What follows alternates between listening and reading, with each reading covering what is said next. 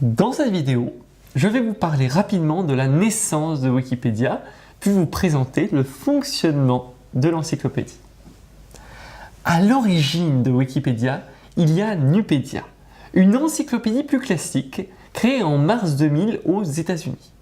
Il s'agissait d'un site internet dont les contenus étaient sous licence libre, mais dont la publication était contrôlée par un comité scientifique.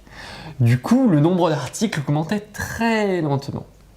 Face à ce constat, une autre version est créée en janvier 2001. C'est Wikipédia. La grosse différence entre les deux projets est que les articles ne sont plus vérifiés avant publication, mais seulement a posteriori. Et pas seulement par un comité d'experts, mais par tout le monde. La version en français de Wikipédia est lancée quelques mois plus tard, en mars 2001. Aujourd'hui, Wikipédia en français contient plus d'1,8 million articles. Il faut savoir qu'il existe au total plus de 280 versions de Wikipédia, chacune dans une langue différente. La plus importante en nombre d'articles est évidemment celle en anglais. Wikipédia en français est à la 5e position de ce classement. Mais attention, si l'on prend l'article pomme en anglais, Apple, et son équivalent en français, le second n'est pas une traduction du premier. Il a été écrit par d'autres contributeurs et il va évoluer différemment. Autrement dit, chaque version linguistique est indépendante. Revenons à la version francophone de Wikipédia, car c'est elle que nous allons vous faire découvrir dans ce MOOC.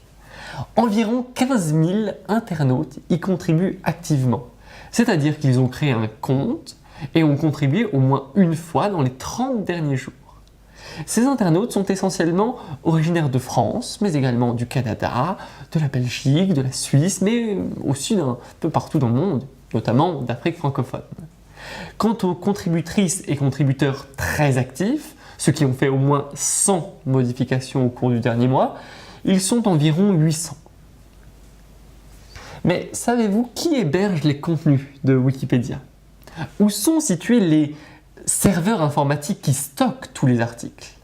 En fait, c'est une fondation américaine à but non lucratif, la Wikimedia Foundation, qui héberge tous les articles de Wikipédia. Mais pas seulement, car Wikipédia a de nombreux sites frères qui fonctionnent sur les mêmes principes, contribution ouverte à tous et contenu sous licence libre. Tous ces sites constituent ce qu'on appelle le mouvement Wikimedia. Parmi ces autres sites web, on trouve notamment Wikimedia Commons. C'est la médiathèque sur laquelle sont stockées toutes les images, toutes les vidéos, tous les sons utilisés sur Wikipédia.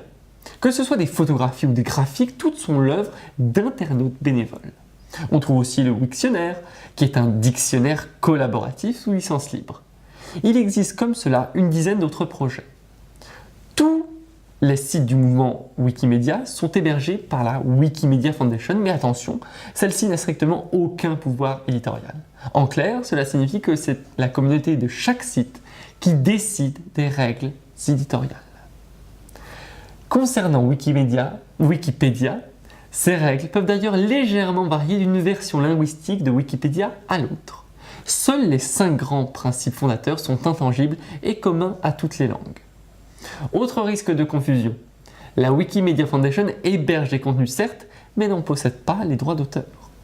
Pour rappel, ces derniers appartiennent aux auteurs des articles, c'est-à-dire à une multitude de contributeurs.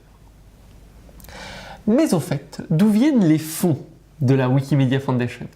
Car fournir l'infrastructure technique, les serveurs, pour le 5e site web le plus visité au monde, ce n'est pas gratuit. Eh bien, la quasi-totalité des fonds provient de dons, essentiellement de la part d'internautes, de simples particuliers. D'ailleurs, aviez-vous déjà remarqué? Wikipédia ne contient aucune publicité. De même pour tous les autres sites du mouvement Wikimedia. Encore un point d'attention. Il ne faut pas confondre la Wikimedia Foundation, dont nous venons de parler, avec l'association Wikimedia France. Wikimedia France est donc une association française à but non lucratif qui a pour but de promouvoir la version francophone de Wikipédia et de soutenir les contributeurs. Elle a par exemple soutenu la création du MOOC que vous êtes en train de suivre. Mais elle non plus n'a aucun pouvoir éditorial sur Wikipédia. Sur le plan technique, sachez que Wikipédia et les autres sites Wikimedia utilisent le logiciel MediaWiki. C'est lui qui fournit la technologie permettant à tous les internautes de modifier un site web simultanément. Attention, cette technologie est utilisée par de nombreux autres sites web qui ont pour préfixe wiki, mais qui sont totalement indépendants du mouvement Wikimedia. Un site qui s'appelle Wiki quelque chose et dont l'interface ressemble à celle de Wikipédia n'est bien souvent pas du tout hébergé par la Wikimedia Foundation. C'est notamment le cas du site web Wikia qui propose des encyclopédies thématisées plus détaillées, par exemple sur la saga Harry Potter.